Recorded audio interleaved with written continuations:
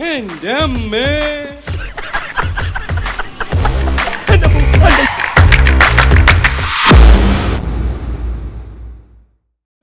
എന്താ പക്ഷേ എന്താ പ്രശ്നം? അപ്പൊ ഇയാളി നാട്ടിലൊന്നുമല്ലേ? ആ പോണ നാരായണ ചേട്ടന്റെ മോനെ യക്ഷി പിടിച്ചോണ്ട് പോയി. യക്ഷിയാ? ഏത് യക്ഷി? കടപ്പുറം കാർത്തിയാനി. എന്റെ ദൈവമേ, ഇതിപ്പോ എത്രാമത്തെ ആളെ അവളിങ്ങനെ പിടിച്ചോണ്ട് പോയി ഭർത്താവാക്കണത്? അവക്ക് എന്ത് ചെയ്താലെന്താ? ആ ആനപ്പാറയിലെ അച്ഛമ്മയും അവരുടെ ഗുണ്ടകളുണ്ടല്ലോ സഹായത്തിന്. ആ അഹങ്കാരം അവക്ക് ഒക്കെ ഇന്നത്തോണ്ട് തീരും. നാരായണ ചേട്ടൻ പോണതേ 500 ആനെ കാണാനാ. 500 ആനെ കാണാനോ? ആ അതെ. ഇന്ന് എന്തെങ്കിലും നടക്കും. ഞങ്ങളെ രക്ഷിക്കണം മുതലാളി. ഞങ്ങളെ ഞങ്ങളുടെ കുടുംബത്തെ മുതലാളി രക്ഷിക്കണം. രക്ഷിക്കാൻ ഞാൻ അങ്ങോട്ട് വരണോ? കേറി വാ.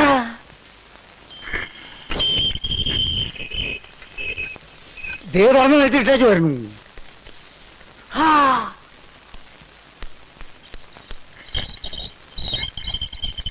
അപ്പൊ അടച്ചു കൂട്ടിയോ? ഇനി പോകാൻ പരിപാടിയില്ലേ? തുറന്നോ കഴുത്.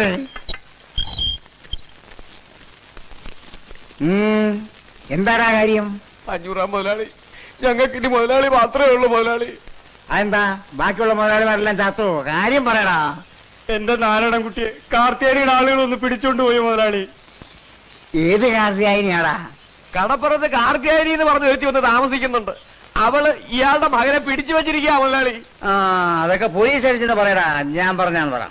പോലീസുമായിട്ട് ഞങ്ങൾ ചെന്നതാ മുതലാളി. എന്നിട്ടും അവൾ അവനെ വിട്ടു തന്നില്ല. അത് ശരി. അപ്പോ ഈ പോലീസും പട്ടാളവും എല്ലാം തോറ്റെടുത്ത് ഇനി ഞാൻ പോയി അടി കൂടണല്ലേ? എനിക്ക് മനസ്സില്ല. ഓടുന്നു. കടപ്പുറം കാർത്തിയാനിക്ക് എല്ലാ സഹായവും ചെയ്തു കൊടുക്കണത് ആ ആനപ്പാറയിലെ അച്ചമ്മയാ.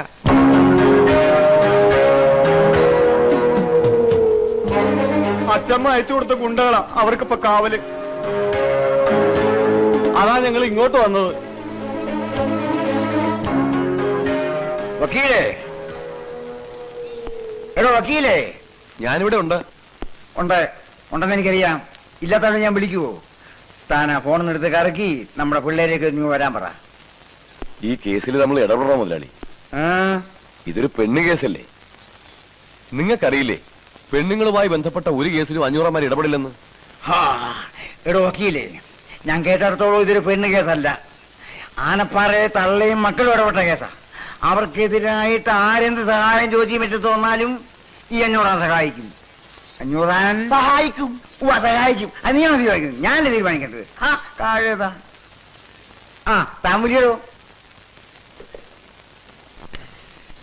ജിതേന്ദ്രിയം ബുദ്ധിമതാം വരിഷ്ഠം വാദാത്മജം വാനരയൂതമുഖ്യം ശ്രീരാമദൂതം ശിരസാ നവാമി.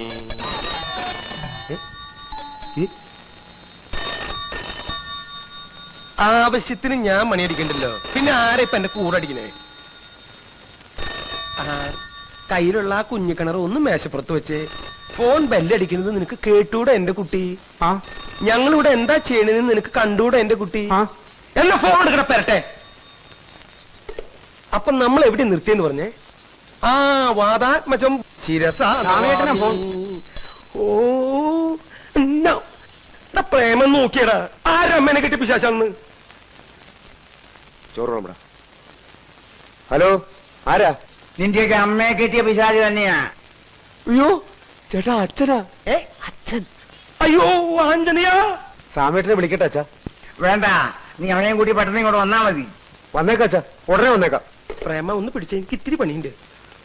അയ്യോ എടാ തൊരപ്പാ, അച്ഛന്റെ ഒച്ച നിനക്ക് മനസ്സിലായില്ലല്ലേ? മനസ്സിലായില്ലെങ്കിലേ നിന്നെ ഞാൻ ഇന്ന് ഇവിടുന്ന് ഡിസ്മിസ് ചെയ്തുടാ. പോ. ഹലോ, ലോക്കാളി ഹോസ്റ്റലില്ലേ? അതെ. രാമത്തിനൊന്ന് കിട്ടണമല്ലോ. ഇപ്പൊ വിളിക്കാം.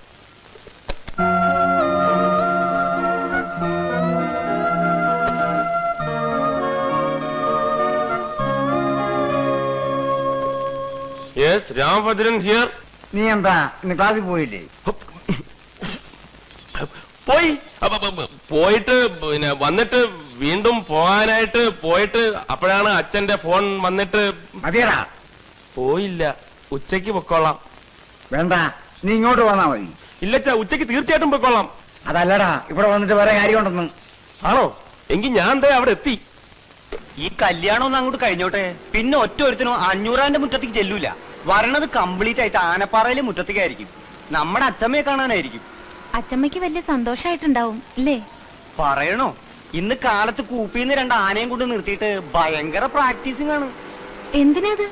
കല്യാണത്തിനെ ആനയാത്ര പനിനീര് തളിക്കണത്.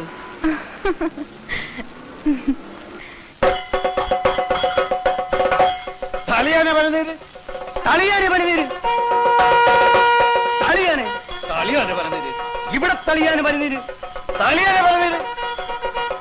നിങ്ങൾക്ക് ആരന്റെ ആനപ്പാപ്പാനേക്കിത്? അതിങ്ങോട്ട് വന്ന് ഞാൻ കാണിച്ചു തരാം. തളിയാനെ പനിനീര്, ഇവിടെ തളിയാനെ പനിനീര്, പനിനീര് തളിയാനെ.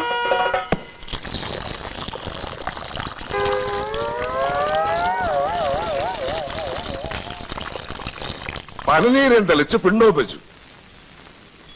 ഇപ്പൊ ഉമ്മറും മെനകേടായപ്പോ നമുക്ക് സമാധാനമായല്ലോ. എടോ, ഈ പിണ്ടൊക്കെ വേഗം ഇവിടുന്ന് കോരി കളഞ്ഞോ, ഇല്ലെങ്കിൽ ചേട്ടൻ വന്ന് കണ്ടാ മതി, തിന്നുകളയും. നിന്റെ ചേട്ടൻ ആനപ്പിണ്ടല്ലേ തിന്നണത്? ഒന്ന് പോടാ അവിടുന്ന്. നീ പഠിപ്പിക്കറ. തളിയാനെ പനിനീര്, അങ്ങോട്ട് തളിയാനെ പനിനീര്.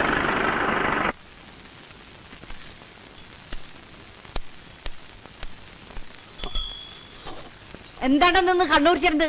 തന്നോട് ആരോടോ പറഞ്ഞു ആന ഇങ്ങോട്ട് കെട്ടിയെടുക്കാൻ? ഞാൻ അമ്മ ഒന്ന് ചുമ്മാ ഇരിക്കുന്നുണ്ടാ? അവിടെ ആന ഇല്ലാതെ കൂപ്പി പണി മുടങ്ങി. ആനകൾ ഇവിടെ കൊണ്ടു നിർത്തി കോപ്പറായി കാണിക്കുന്ന. കോപ്രായം കാണിക്കേ? എന്റെ പേര് കൊച്ചിന്റെ കല്യാണത്തിന് പനിനീര് കളിക്കുന്നത് കോപ്രായണ്ട. അതൊരു അന്തസ്സാണ്. എന്നാ ഒരു കാര്യം ചെയ്യ്, സാമ്പാർ വിളമ്പാനും കൂടി ആന ഏൽപ്പിക്ക്. അതും ഒരു അന്തസ്സാ. ഇവിടെ തന്നോട് എടാ വീരഭദ്ര, നീ എന്റെ അച്ഛനാവാൻ നോക്കരുത്. ആനപ്പാറയിലാന പനിനീര് തെളിക്കണോ സാമ്പാർ വിളമ്പണോന്ന് ഞാനാ തീരുമാനിക്കുന്നത്. പോടാകത്ത്. അമ്മേ ഒരു മാതിരി എടാ കേറി പോടാകത്ത്. തളിയാനെ പനിനീര്, തളിയാനെ പനിനീര്, ഇവിടെ തളിയാനെ പനിനീര്. ആ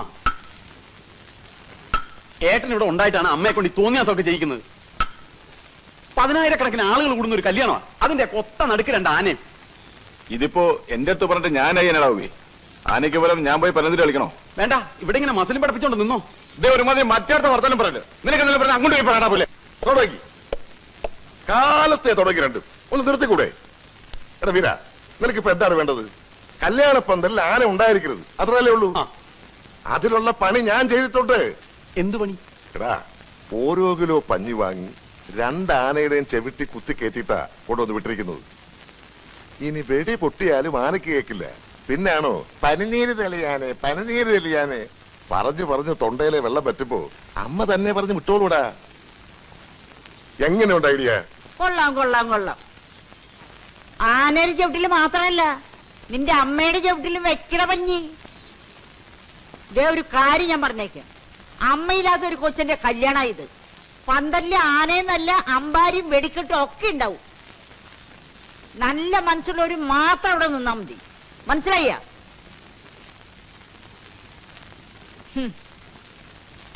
എനിക്കറിയാൻ പാടില്ല എന്റെ ദൈവമേ, കല്യാണത്തിന് വരുന്ന എത്ര എണ്ണത്തിന് ആന ചവിട്ടിക്കൊല്ലുന്നു.